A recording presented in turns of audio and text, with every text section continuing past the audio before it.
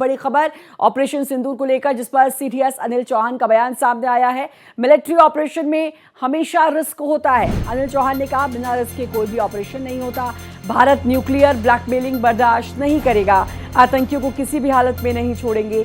48 घंटे की लड़ाई हमने 8 घंटे में खत्म कर दी। हमारे पास पाकिस्तान से बेहतर ड्रोन है। पाकिस्तान हमला करेगा तो करारा जवाब देंगे। तो अब सीडीएस अनिल चौहान का बयान सामने आया है। कहा कि मिलिट्री ऑपरेशन में हमेशा रिस्क रहता है, बिना रिस्क के कोई भी ऑपरेशन नहीं होता है। साथ ही सीडीएस ने कहा है, भारत न्यूक्लियर ब्लैकमेलिंग बर्दाश्त नहीं करेगा। एक बार फिर भारत ने चेतावनी दी, आतंकियों को किसी भी हालत में नहीं छोड़ेंगे। 48 घंटे की लड़ाई 8 घंटे में खत्म कर दी थी। हमारे पास पाकिस्तान से बेहतर ड्रोन, पाकिस्तान हमला करेगा तो करारा जवाब देंगे। तो एक बार फिर पाकिस्तान को चेतावनी कि अगर हमला करोगे तो फिर उसका जवाब भी दिया जाएगा। तो बड़ी खबर आपको बता रहे हैं, सीडीएस अनिल चौहान ने ऑपरेशन सिंदूर को लेकर बयान दिया और कहा कि 48 घंटे की लड़ाई को महज 8 घंटे में खत्म किया, जो कि एक बड़ी उपलब्धि कही जाएगी। साथ ही एक बार फिर से पाकिस्तान को करारा जवाब और चेतावनी कि अगर पाकिस्तान हमला करेगा तो करारा जवाब देंगे। And second thing is this combat zone. This has expanded phenomenally. What we see that not only we have land, air, traditional domains and maritime, but we also now have space, cyber, electromagnetic domain. A lot of activities took place actually between both of us over 4 days on the electromagnetic domain. Activities also took place in cyber domain.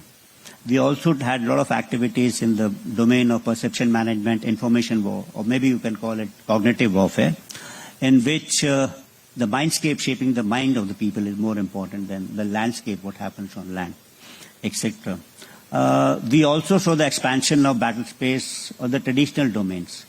So initially you could see war and warfare, contact warfare, within 5 or 10 kilometers. Today we expanded that battle space phenomenally.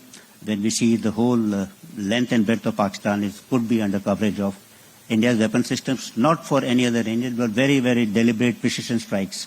Some strikes could be as narrow as 2 meters or 3 meters square, at ranges greater than, say, 300 kilometers. That's what has been demonstrated.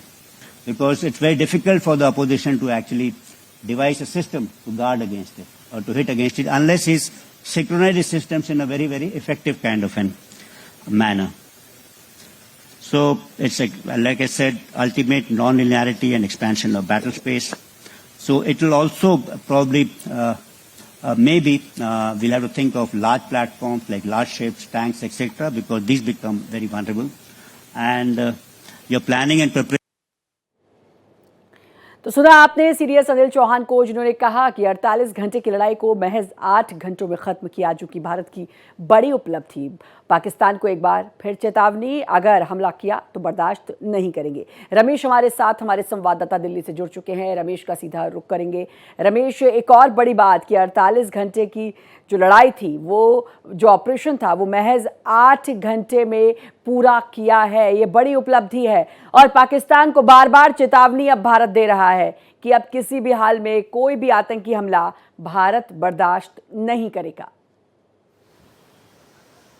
बिल्कुल, आप देखिए कि CDS Anil Chauhan ने पुणे विश्वविद्यालय में जिस तरह से वक्तव्य दिया, जिस तरह से उन्होंने कहा कि नुकसान मायने नहीं रखते हैं, नतीजे मायने रखते हैं। नतीजे आए, परिणाम आए, जो उद्देश्य था हमारा वो उद्देश्य पूरा हुआ। जिस तरह से निर्मम हत्याएं की गई थी उसकी भी चर्चा उन्होंने कही कि पत्नी और बच्चों के सामने जिस तरह से आतंकवादियों ने गोलियां मारी थी, तो उनको इस तरह घटना के लिए करारा जवाब देने की ज़रूरत थी और भारत ने वही किया।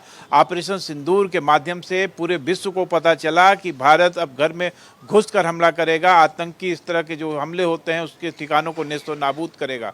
और वही बात आपने देखा कि जिस तरीके से उद्देश्य था, आतंकवाद का जो डर दिखाया जाता है, भारत पे जिस तरह हमले किए जाते हैं, साथ साथ परमाणु का भी आप देखिए कि जो युद्ध, जो भी तनाव के बीच पहले पाकिस्तान के जो नेता थे वो लगातार बयान दे रहे थे कि उनके पास परमाणु हथियार हैं, मिसाइलें हैं, पर जब भारत ने उनको करारा जवाब दिया तो सब के सब धूल चाटते रहे।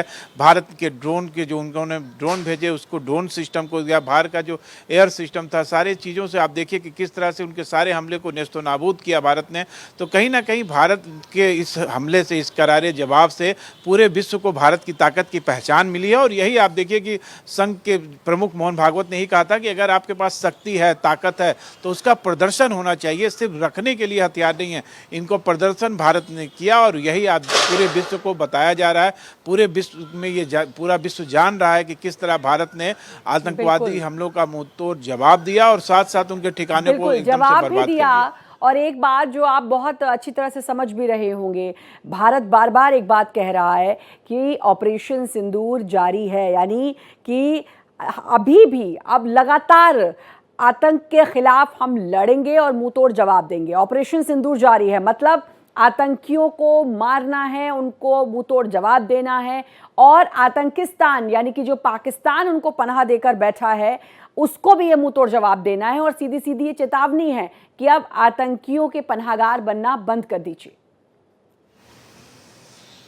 आप देखिए कि लगातार जितने भी बॉर्डर के राज्य हैं, चाहे पंजाब हो, चाहे आप देखिए राजस्थान का बॉर्डर हो, हर जगह मॉक ड्रिल जो तनाव था सीज फायर होने के बाद भी वो अभी भी जारी है। अभी भी सेनाएं वापस नहीं लौटी हैं, सेनाएं सीमाओं पर हैं और एकदम अलर्ट मोड पे हैं 24/7। किसी भी तरह की अगर कोई भी शरारत पाकिस्तान करता है तो उसको करारा जवाब मिलेगा। और यही नतीजा है। आप देखिए कि आप सीज फायर के बाद पहले दिन थोड़ी सी गोलाबारी हुई थी, उसके बाद से कोई भी गोलाबारी नहीं हुई है, शांति है और किसी भी तरह के आतंकी हमले की कोई जानकारी नहीं है। लगातार आतंकवादियों को ढूंढ के मारा जा रहा है। तो भारत ने तय कर लिया है कि आतंकवाद को अब जड़ से खत्म करना है और उसी का नतीजा है कि आए दिन ऑपरेशन चल रहे हैं। और ये सिर्फ आतंकवादियों को नहीं, आप नक्सल ऑपरेशन को देखें कि नक्सल ऑपरेशन भी लगातार चल रहे हैं। तो भारत के खिलाफ साजिश रचने वाला कोई भी व्यक्ति अब कहीं भी सुरक्षित नहीं है।